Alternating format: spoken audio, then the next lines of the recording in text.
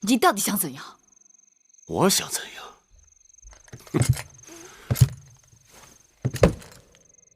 自打我出了娘胎，我想怎样就怎样。大秦天下，哪怕是大王，也不能想怎样就怎样。你管得了大秦，管不了我翟里。如今你是大秦臣子，万事要有规矩。臣子，我不是你男人吗？好，我不做了。不做什么？臣子还是男人？老子什么都不做了。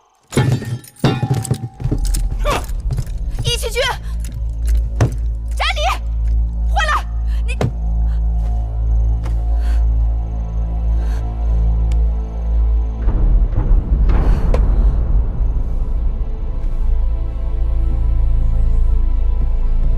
太后，有事吗？义渠君走了。他去哪儿了？一早有人来禀报，说他带着几个心腹之人离开营地，回老营了。他果真说得出，做得出。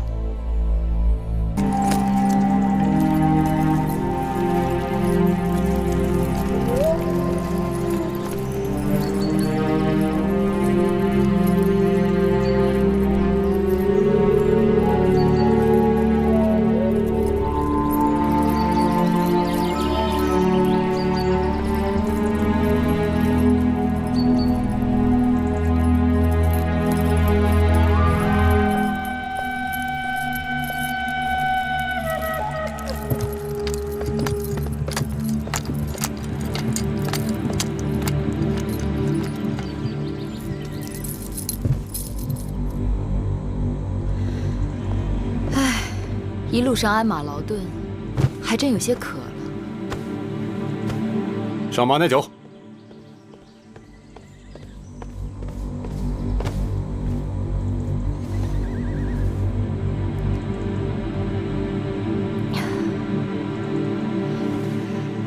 义渠君过去总念叨，说草原上的马奶子酒好。朕过去尝过，觉得不过如此。今日尝了，才发现，果然别有一番滋味。能得太后的夸奖，真不容易啊！哼，这太后口味这么挑剔，而且时时都能变。义渠君的话有趣。你们都下去吧，我有话与义渠君说。是。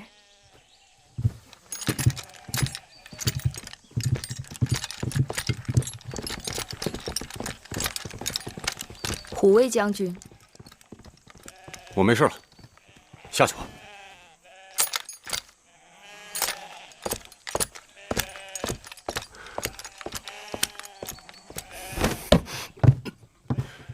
你来我草原干什么？这是我大秦的草原，为何我来不得？你在咸阳做你的太后啊，我在我草原做我的义渠君，咱们江水不犯河水。那不行。为什么不行？你是我大秦受封的臣子，受我大秦管辖，何况你还欠了债。我是来向你讨债的。胡说！我欠债？我自归降于秦国，我从来就没欠过债。我义渠次次那都是按时足量上交朝贡的。你想赖？你欠我的情债呢？明明是你心里装着别人。哎，你说我欠你，你欠我还差不多。哎呀，真是个不明事理的野马驹。我这里已经装得满满的，哪还装得下别人？装得满满的？哼，你装的什么满满的？一个小小的孩儿。小孩儿？哪来的小孩儿？自然是你给我的。啊？我有身孕了。千里迢迢来寻孩儿的父亲，哎呀，这孩儿真是可怜。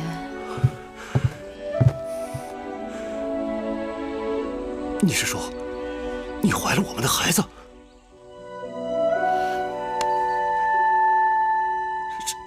是我的？除了你，还能是谁的？太好了，我有孩儿了，我有孩儿了，我义渠有继承人了。一个要做父亲的人，动不动就野马无缰，疯疯癫癫，说走就走，将妻儿弃之不顾。都是翟离的错，都是翟离的错。按大秦律法，该如何罚你？这总不至于砍头吧？啊，总不能让孩儿一出生就没了父亲，是不是？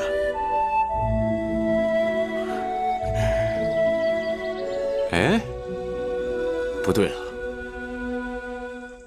那照这么说，哎，他黄歇也该罚呀？为什么？切，他竟敢胆大包天叫你月儿，月儿是他能叫的吗？你放心，我与他虽有情谊，但清白如水。而且我与他之间的情谊，并不是你想的那样。并不是我想的那样，男女之情不是这样，那还能是那样？你不明白。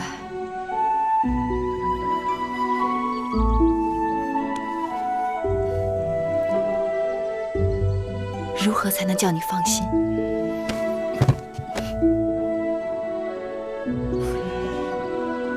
你若真想让我放心，那就跟我做一件事。你说。让长生天见证你我结为夫妻。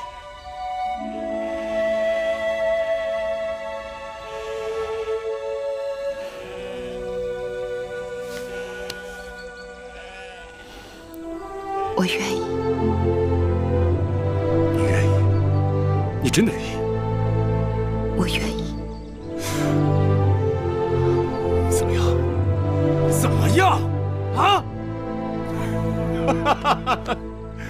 可惜呀，老吴死了。他要是能活着看到这一幕啊，还不知道会哭成什么样。老吴为何不看好我们的姻缘？他呀，老糊涂了。咱们这明明是桩喜事，他非说是祸事，你说是不是老糊涂了？啊？他真的是这么说的。别听他的。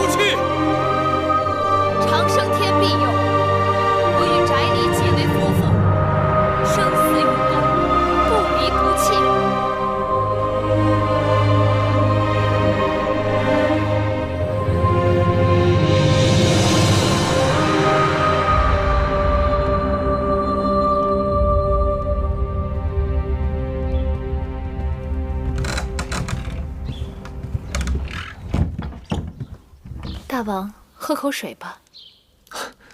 放下吧。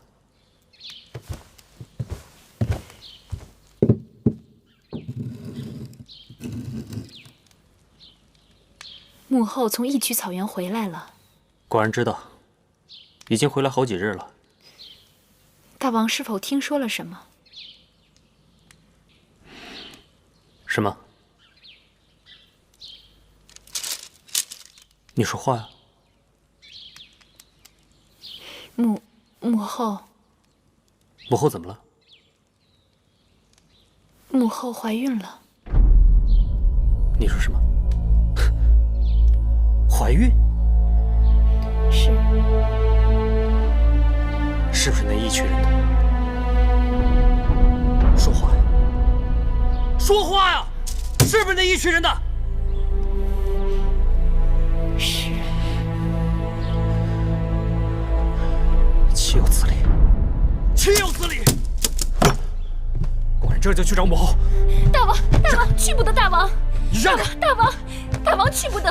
听说几年前母后就因为误伤义渠君的事儿罚过大王。那又怎么样？果然总不能眼睁睁看着母后她跟那个戎地男人生下孩子吧？让开！大王去不得！大王，这种事大王您不能出面。再怎么说她也是您的娘亲母后啊，父为子隐，子为父隐，职在其中。您跟我说过母后的一生不易，你若是为她着想，就暂且忍一忍，切莫伤了母子之情啊。可这问题是大齐江山的设计，我不出面，照样会有人出面。我一个人挡不住众口铄金，朝堂废议。那就让别人出面。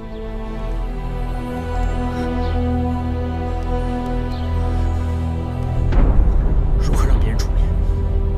大王，您是一国之君，下有文武百官，他们得知此事，一定会挺身而出，为您分忧的。大王，您还是装聋作哑的好。怀孕？千真万确。听说2月前太医令李密就诊断出来了，只是一直瞒着宫内外朝臣。这个该死的义渠君，这是把太后置在火炉上了。左相打算如何？大王知道吗？大王年纪还轻，知道了又能怎样？我即刻进宫备撵。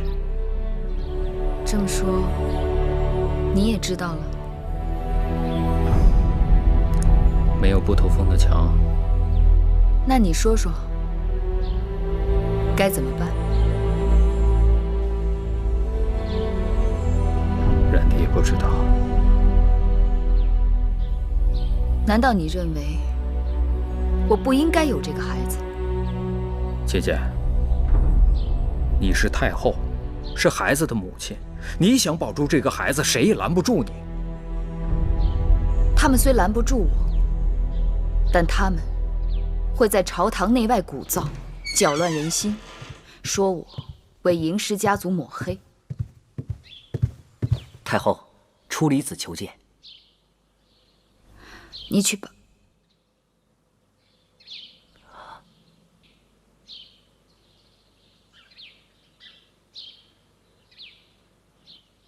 你去告诉出离子，说我身体有恙，3日后朝堂上见。是。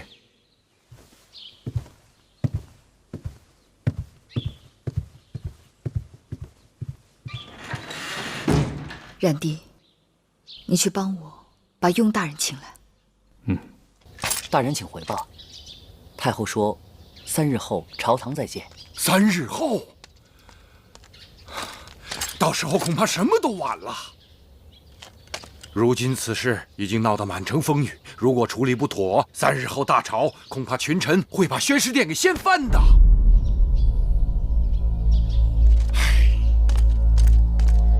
太后有所不知，此事如今已经是街头巷尾，人尽皆知，想瞒都瞒不住了。我并非想要隐瞒，雍大人放心，这宣誓殿翻不了。可此事的确难办呐。若不是难事，我怎会找你？虽说世人都言智如出礼，但我心里明白，雍大人也是我朝中的极致高人。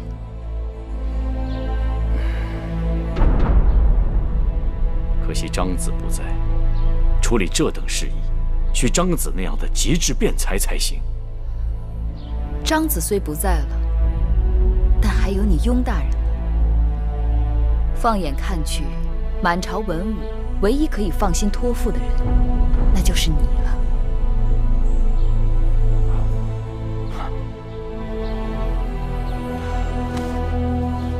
谢谢太后信任，雍瑞将殚精竭虑，尽力不负太后众望。其实还有一人，雍大人，或许可以与他商议此事。当真？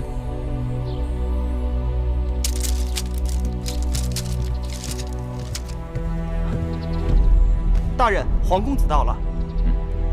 哦，快请。是。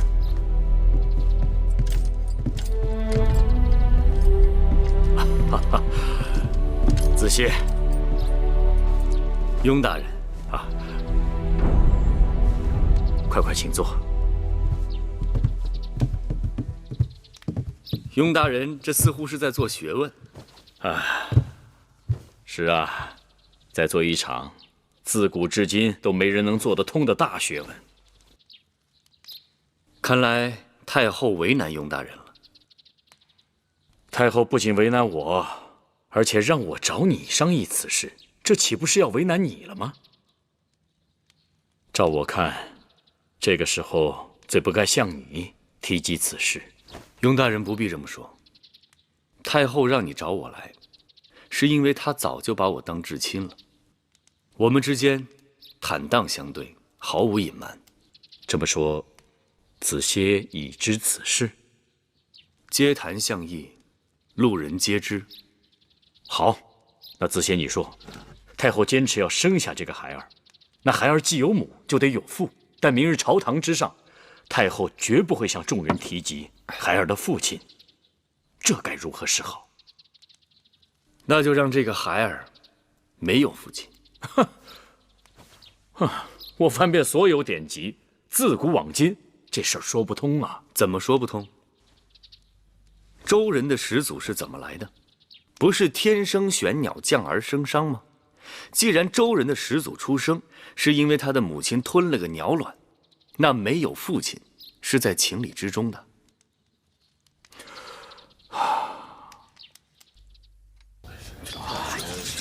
赵大夫，那事儿听说了？轻声，轻声，切莫张扬啊！哼，你还想为他遮丑？出了这事，谁人不知啊？哎，丢人呐！出了这种事儿，让我们怎么面对宗母？哎，怎么面对大秦的列祖列宗啊？今日我要冒死向太后谏言。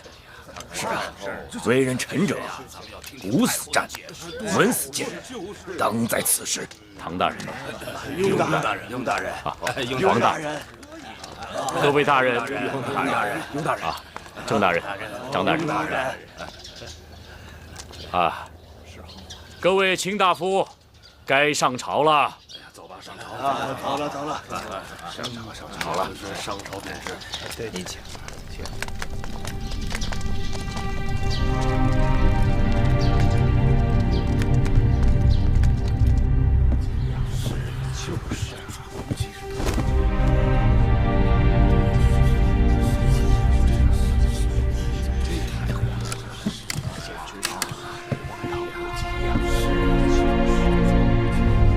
太后大王到！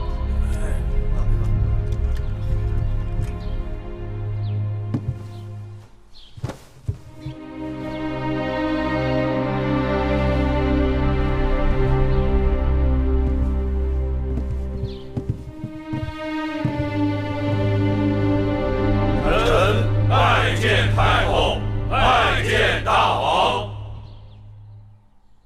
诸卿免礼。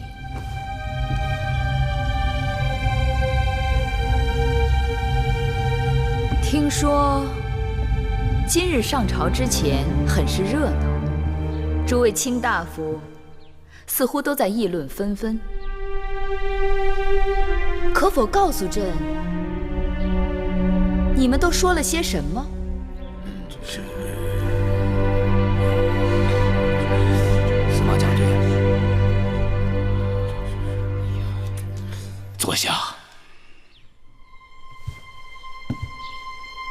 哦，你们对朕无可奉告？那朕倒是有件重要的事，要告诉诸位卿大夫。不知太后有何事相告？朕有一件大事，要告诉诸位卿大夫。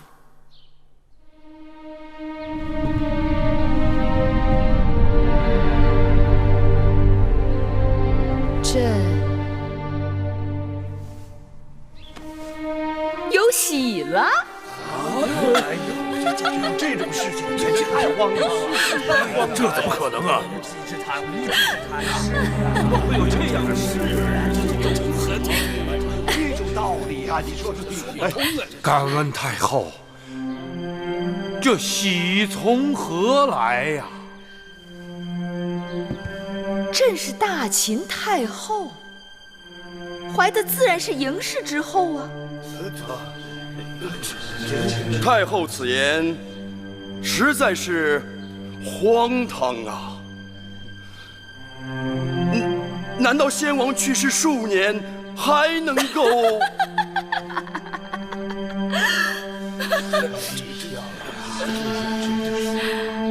将军真是聪明人。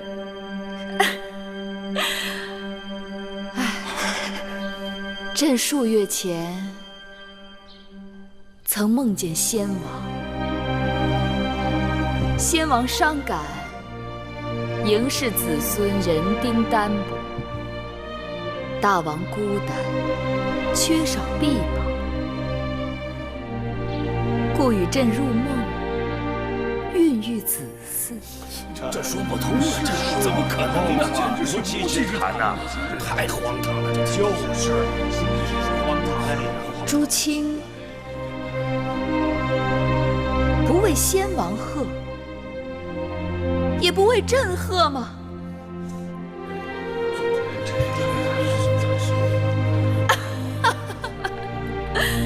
看来你们竟是大喜过望，喜不自胜了。但朕这会儿身子有些不适，甚感倦怠。那我就先回了。太后，太后，此事太过奇怪，难以取会卿大夫。稍安勿躁，稍安勿躁。匪夷所思啊！听我一言。永瑞，你为何要阻拦诸人？对呀，此事就这么完了？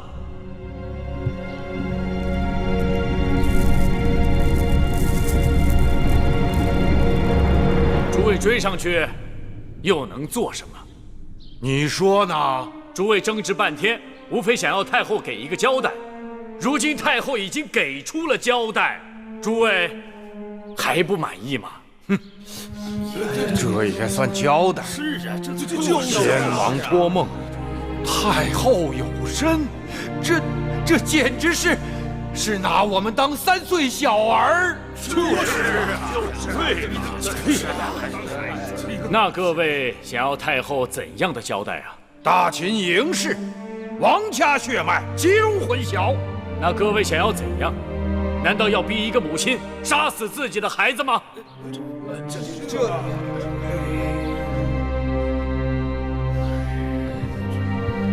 你等谁敢？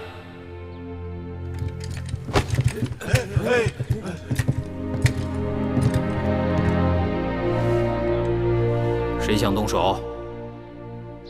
先过了我这一关。那也不能冒充嬴氏血脉。嬴氏毕竟是王家血脉。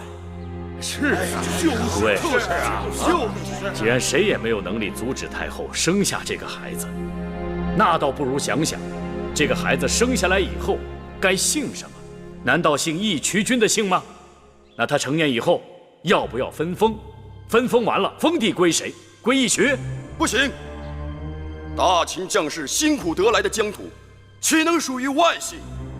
说道理，那只有姓嬴了。这断断不可。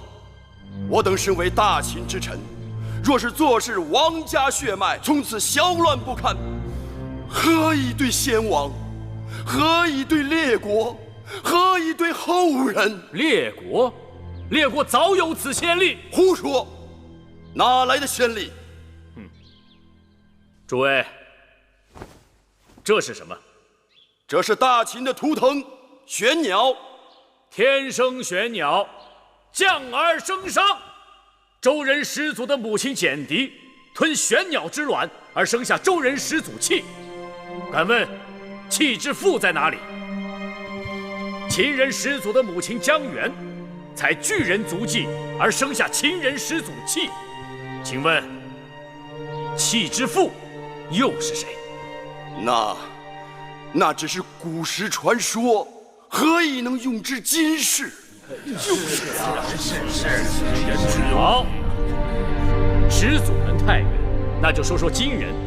当今列国最强者七国，七国当中，国力与疆土能与我大秦相匹配的，除了楚国，还有齐国，对否？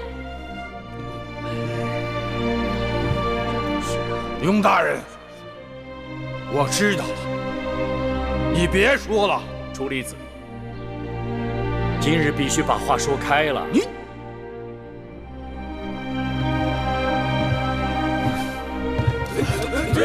楚离子，齐国又如何？齐国原为姜子牙的封地，齐国国君原本代代姓姜，如今却为田氏所代。为何？田氏原为齐国之臣，一心渴望获得王权，无奈族中人丁单薄，无人帮衬，徒呼奈何。于是田成子想了一个办法，他广纳美姬，大招宾客，令宾客舍人出入后宫而不尽，几年之间就多了70几个儿子。田氏因此而得以人丁兴旺，实力大增。至田襄子时，一举取代姜氏，而成为齐国之王。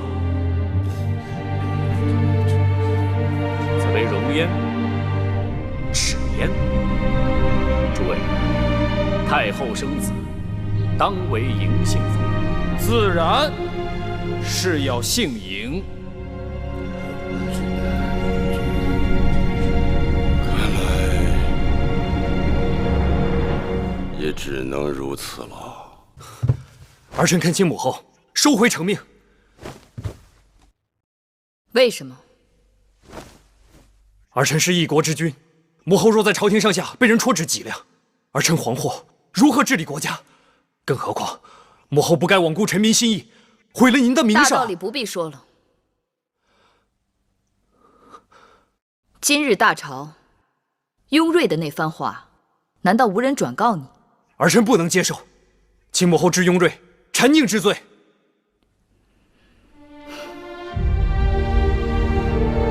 继儿，当初母亲怀上你的时候，也是受尽了千辛万苦。有人不想让你出事，用了种种手段来算计你的性命。可我终究还是把你保了下来，因为你是我的孩儿，我的骨肉。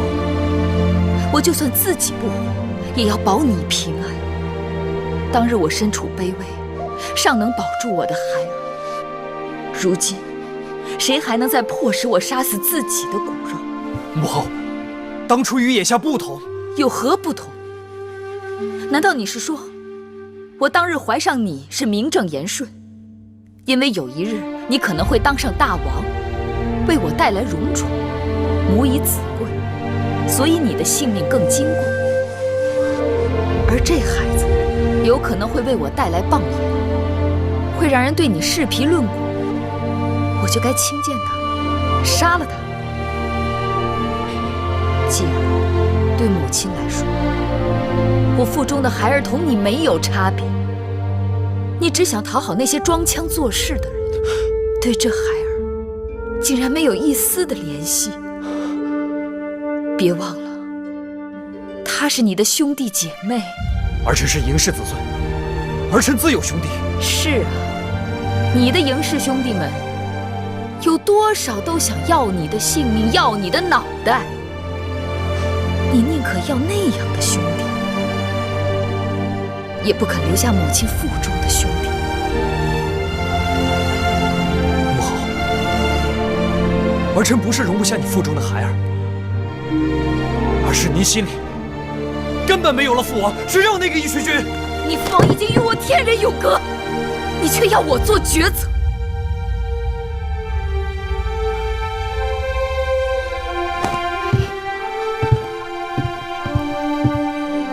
那好，我问你，你执意想认的兄弟们，如今大都被葬在城外的墓地里，而我腹中你的兄弟，却可以和你绕于膝下，做嬴驷的儿子。你来选，要哪一边？母后，你为何要逼我？是你来逼我的。母后，出去。儿臣出去，就跪在殿外。母后什么时候改变主意，儿臣什么时候起来。随你。儿臣只是凭着一个做儿子的心，求母后改变主意。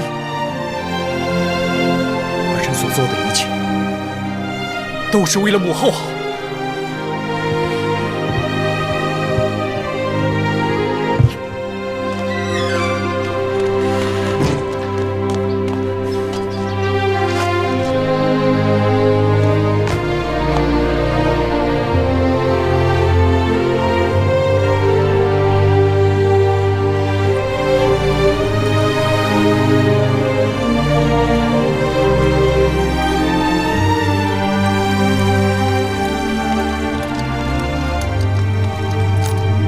大王，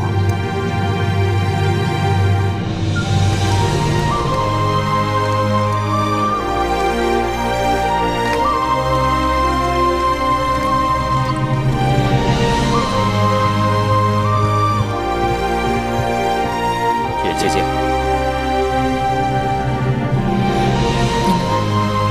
快赐座。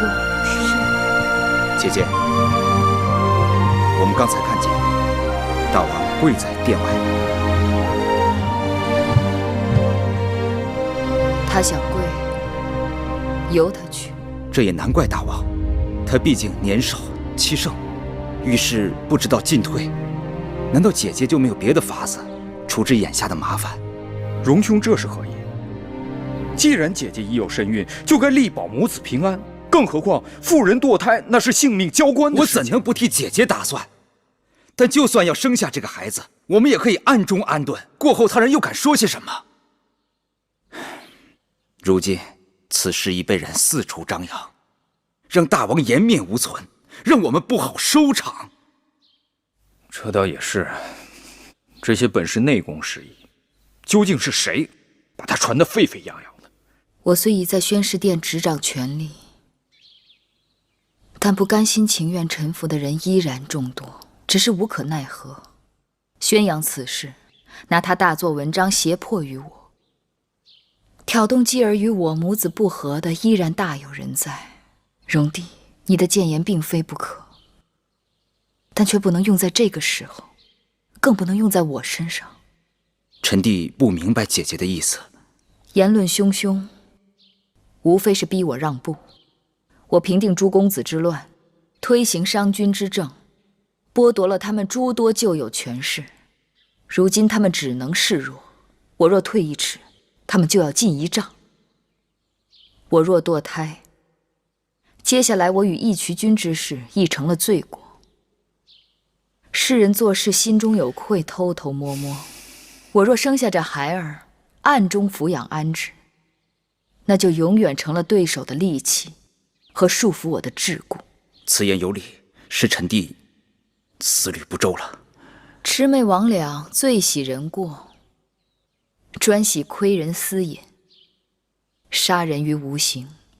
那些不满之人，借此事到处煽风点火。处理此事嬴氏大宗伯司马错为人耿直，难免受人蛊惑，上了他们的当。所以遇上此类事情，我绝不退让。你要把私隐之事当成把柄，那我就干脆摊放在炎炎日下，看你又能如何？不错，这天底下的事，再多弯弯绕的心思，终不如以力制胜，以强克弱。姐姐既已决意，无论有何事，我们都会与姐姐同心协力。只是姐姐对大王不要如此的严厉。母子之间若是生分了，那岂不是得不偿失？我这一生，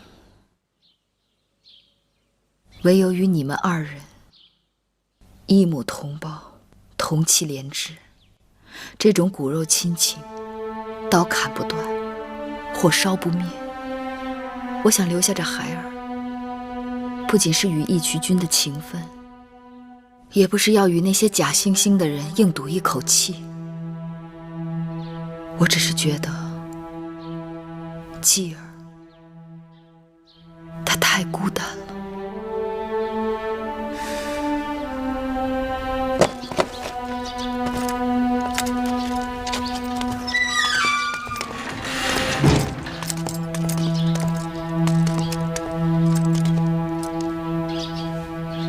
荣兄先回吧。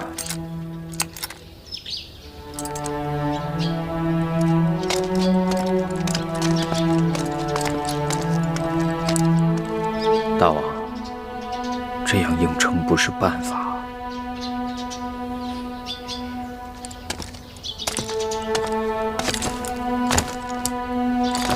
舅舅，你母亲的性子你并非不知，遇强则强，遇刚则刚。对她要以柔克刚，不可以硬碰硬。大王，事缓则圆。你这样跪在这里，伤的是你母后的心。况且太后怀有身孕，不能动气。大王和太后都深系国家，身体要紧。不如听舅舅的话，先回去歇歇，让舅舅来帮你转缓，如何？是母后让舅舅来的。是。我要听母后一句话。你母后已经有话，你先跟我回去，我自然会告诉你。舅舅，难道在母后心中，真的就一点也不顾及我的感受吗？你母后心里若没有你，又怎么会让我来劝你？大王，各让一步吧。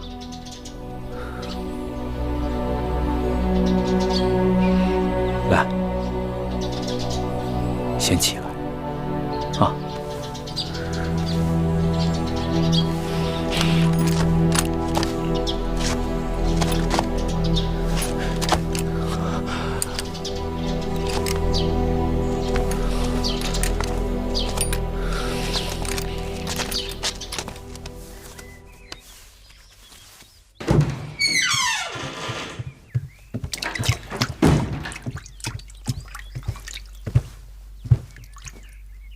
王后，我来吧。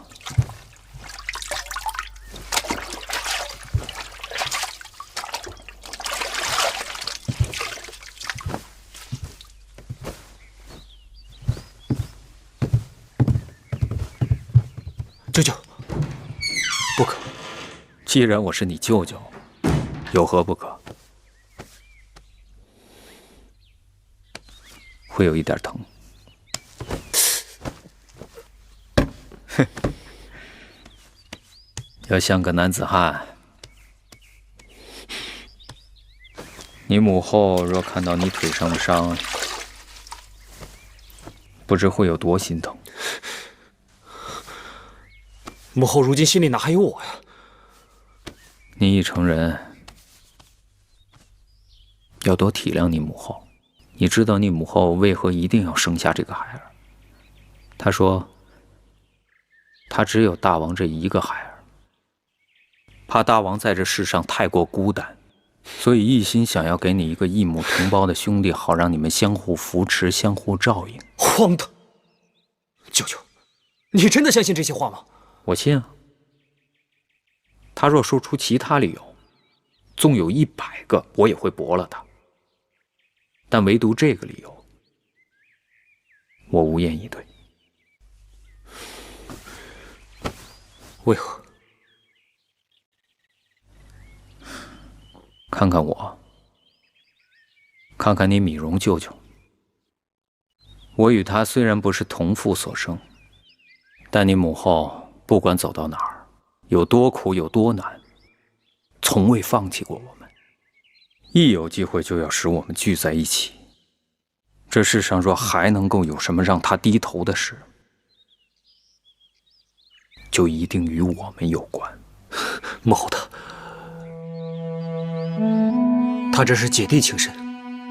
你母后常说，先民之初，人只知有母，不知有父，便无手足相残之事；待之有父，便有手足相残。兄弟同胞，从母是天性，从父只是利益罢了。眼下之事，他之所以如此固执，不过就是想要给你留下一个骨肉至亲。继儿，你怎么还不明白你母后的一片苦心呢？舅舅，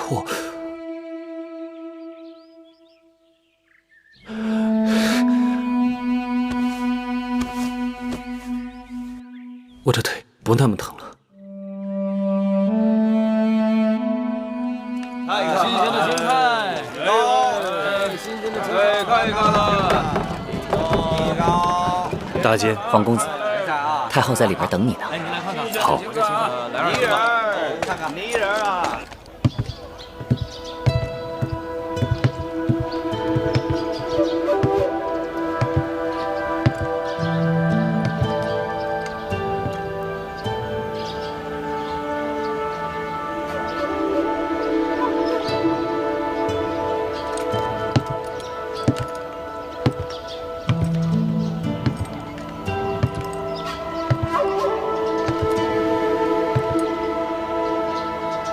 太后，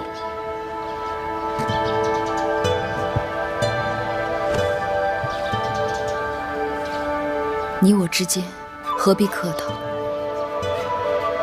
那好，那我就仍称你为月儿。自从先惠文王过世，四方馆就被荒废了。我知道，眼下不是见你的好时候。月儿要见我，我是一定会来的。其实你刚一到咸阳，我就打算与你提及此事，只是日日大小繁杂事务纠缠，反倒把这要紧的一推再推。没想到后来，就有了更多的曲折。月儿是想重新振兴四方馆，不拘一格，招贤纳士。子贤，你懂我。我这样问你，真是愚蠢至极。这世间最懂我的人，当然是你了。月儿重振四方馆，便能重振大清。得人才者得天下，这是治国之至理。只是你要与我商讨此事，召我进宫便是。你如今有身孕，最劳累不得，怎可亲临四方馆，车马劳顿？你还是事事把我放在前头。宫里满耳都是老鸭聒噪嘈杂，到这里来，这心反倒可以静下来许多。老鸭日暮聒噪，不去理睬它，自然会散去。别人倒还好，可是继儿本应当与我母子连心，连他也容不下我腹中的孩儿，真叫我心痛。正因为继儿和你母子情深，恐怕他在意的不是别的，而是怕别人夺走了他在你心里的分量。可继儿已经大婚，就算依恋我，也不该如此不通情理。大王宅心仁厚，但无论是谁，面对横刀夺爱，都不愿意听所谓情理二字。记得当日在燕国，雍瑞迎你回秦，我怎不知你对大秦社稷意义之重大，而我偏要百般贬义毁谤，希望阻止你回秦，因为我深知江山让人不堪重负，我怕因此断了你我的缘分。子信，去吧，去看看大王。他此刻需要的不是别的，而是你的舐犊之情。那这四方馆招贤之士，如果你信得过我，就让黄歇来打理吧。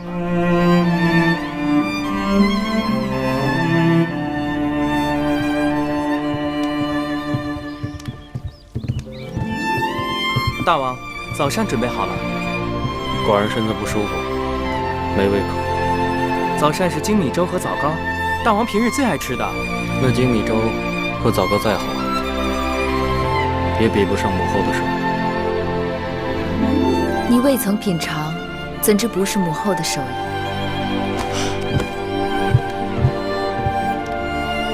母后，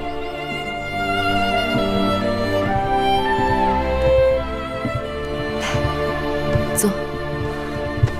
这精米是今年的新米，枣糕也是早上刚刚蒸就的，还有这几样小菜，继儿尝尝，娘亲的手艺是否比得上从前？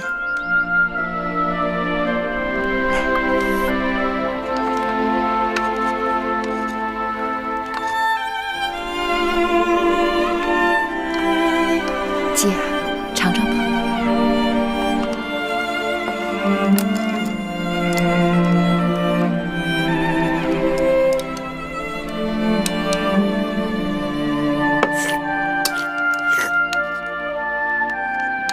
大王可好吃？香吗？香。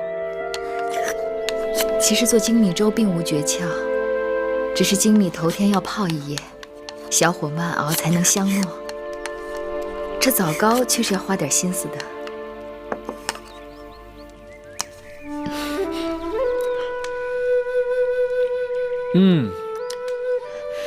红枣用清水浸软后去核，加入桂花少许煮片刻，晾凉后再加入蜜糖水和那麦粉，慢慢搅拌均匀，然后将姜倒入蒸盘中，隔水，大约要蒸1个时辰。这么繁琐，母后您这是何苦啊？因为是做给继儿吃的，娘亲做给孩儿吃，做的时候高兴，见孩儿吃的时候更高兴。我5岁便与娘亲分开，刚满7岁，娘亲便过世了。我每每见到别的孩儿有娘亲疼爱，这胸口总是会酸酸的痛。决意有一日，若自己有了孩儿，定要对他千般万般的好，即便缺衣少食，也不能缺了娘亲的怜爱。娘亲知道继儿素来爱吃什么，我将教会米瑶给你做精米粥和那枣糕。就算有一日娘亲不在了，继儿也能有人照料，有人心疼。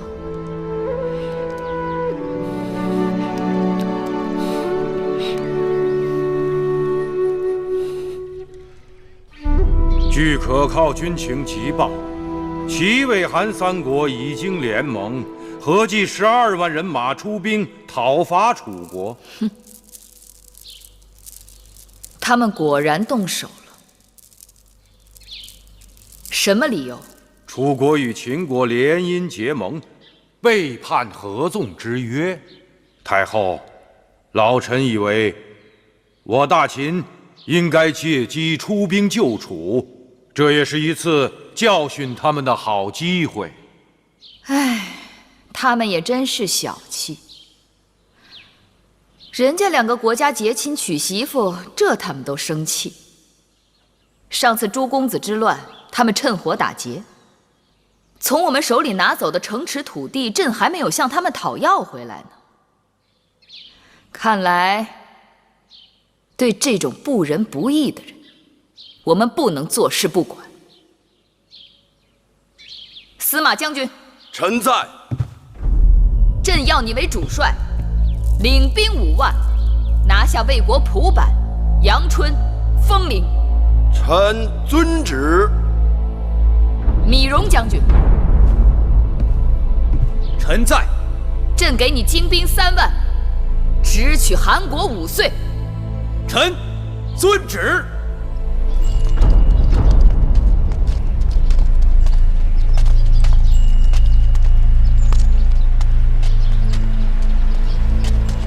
楚离子，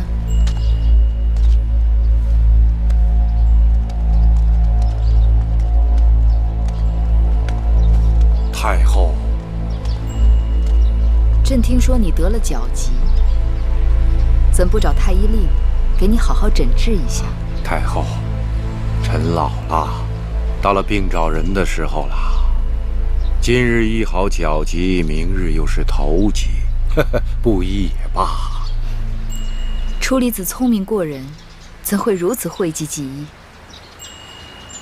木心，小的在。你去一趟太医院，让太医令李密午后去一趟左相府。是，太后。在你的脚疾未医好之前，朕赐你软轿进殿，上朝理政。太后，僭越进殿，僭越了，万万不可，万万不可呀！有何僭越？若软轿能顶替王叔的腿脚，那是物尽其用。老夫不爱，倒是太后，太后您多注意身子。我还好，倒是楚离子，自从那次雍瑞在大殿里提出“天生玄鸟，降而生商”之后，楚离子来宫里议政的次数少了许多。老夫除了脚疾不便，还要操持一些宗室事务。楚离子是大宗伯，自然事务繁忙。可王叔不仅该关照宗室里的孩儿们是否姓嬴，更该关照他们的心是否也姓嬴。太后说的对。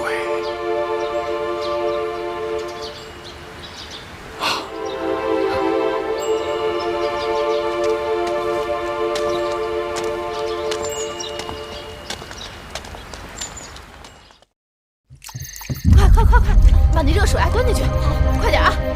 手脚都麻利点，快，哎，快点，手脚麻利点啊！热水，快进去，快点啊！这边，拿起来，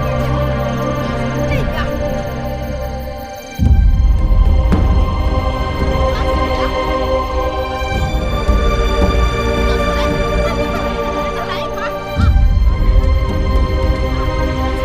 麻利着点。放好了。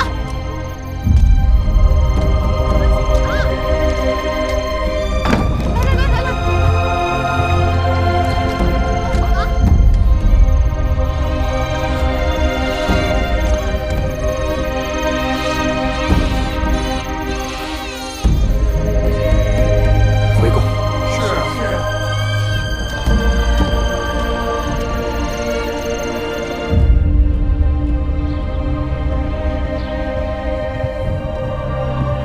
大王，你知道吗？生的是一个男孩。恭喜大王添了一位弟弟。是，我有了一个弟弟。王后，妾身在。你带寡人去看看。是。王弟睡得好香。臣妾替大王过来，大王也替母后高兴。他说让母后安心养好身体，不要牵挂朝政。继儿大婚后，的确懂事很多。瑶儿，你功不可没。母后谬赞。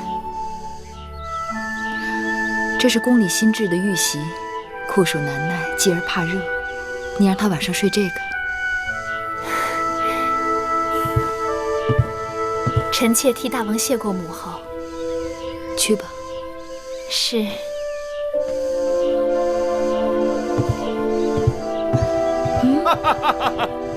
我回来了，正是时候，总算把今年冬天的粮草解决了。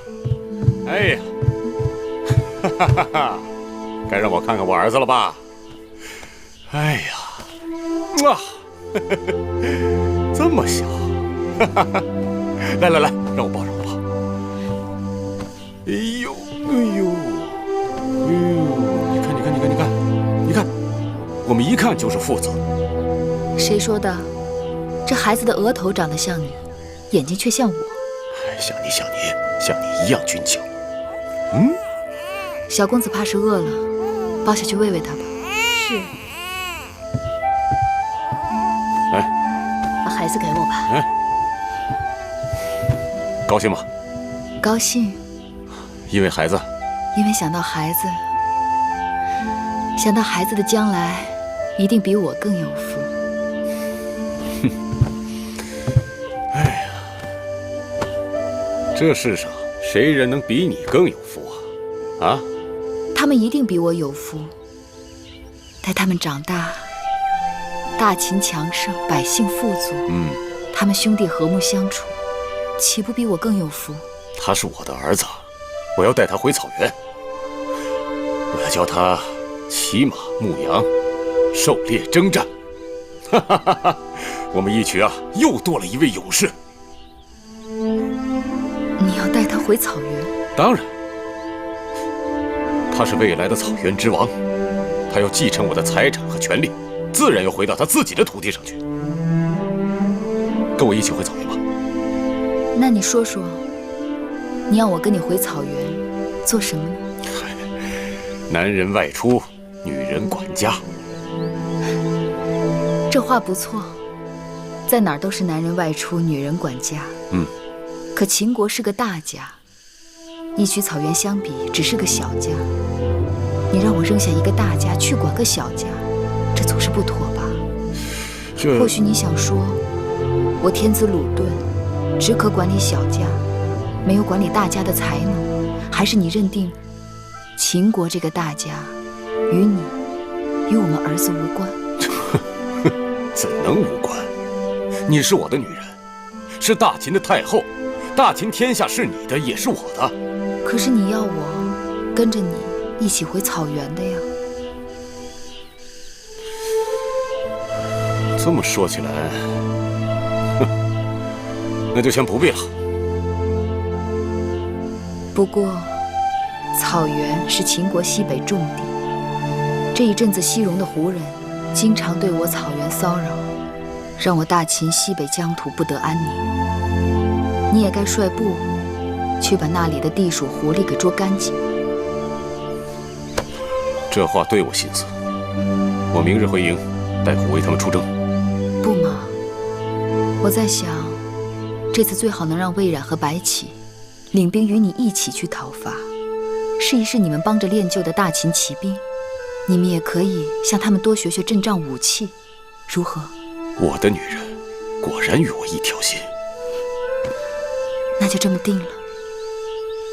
好。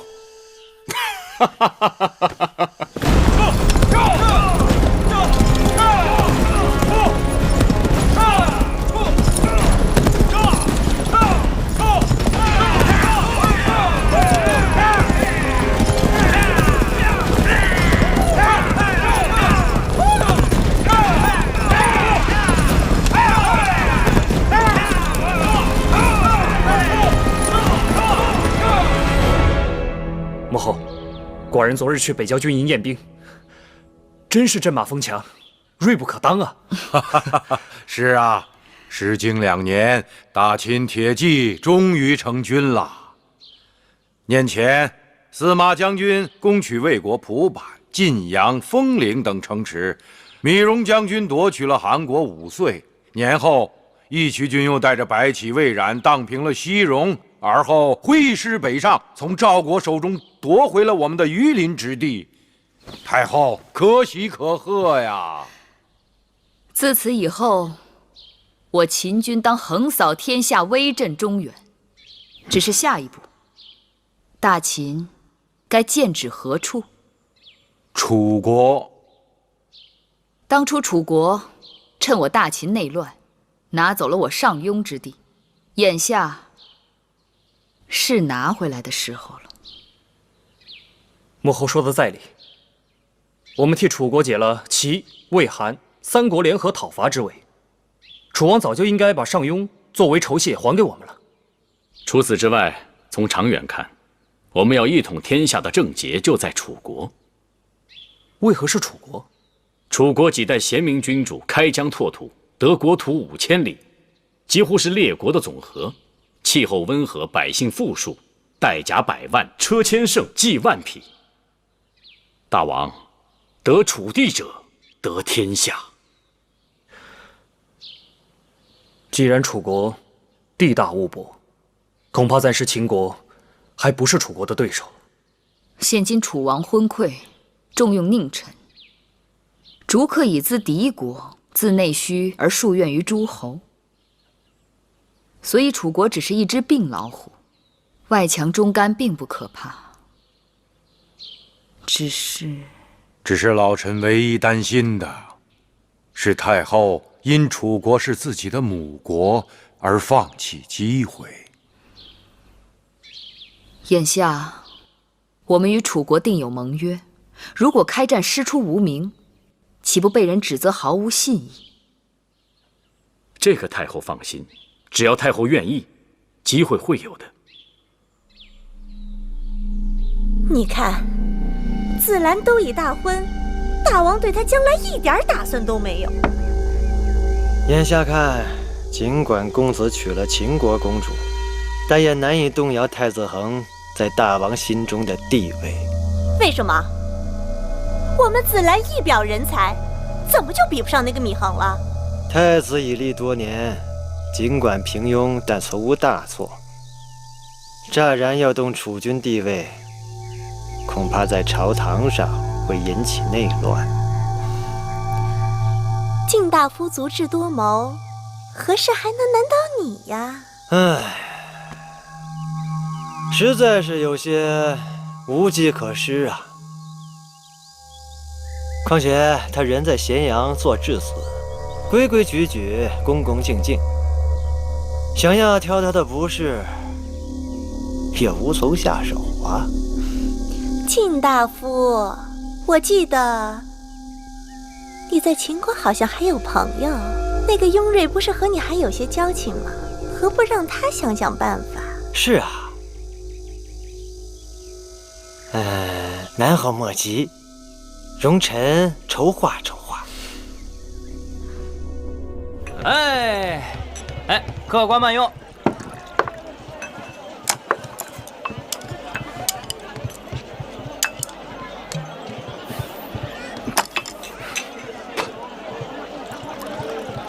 太子，听说对面那家鸭子炖的不错。我不是跟你说过吗？在外面不要叫我太子。是。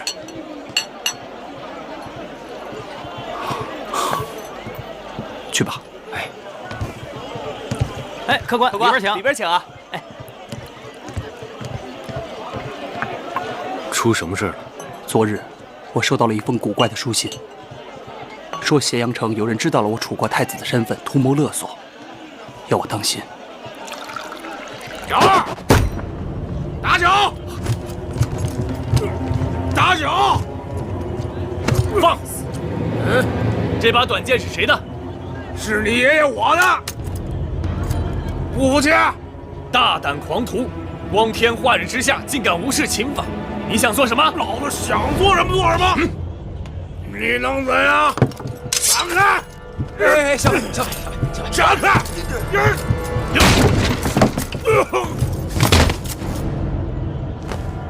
你们几个竟敢跟我们动手！兄弟们，给我上！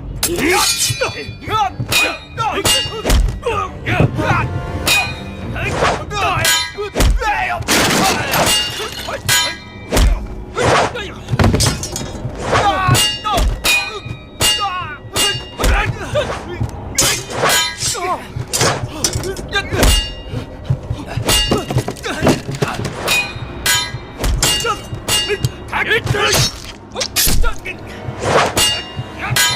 子，姐姐，杀人了！武校尉被人杀了，快走！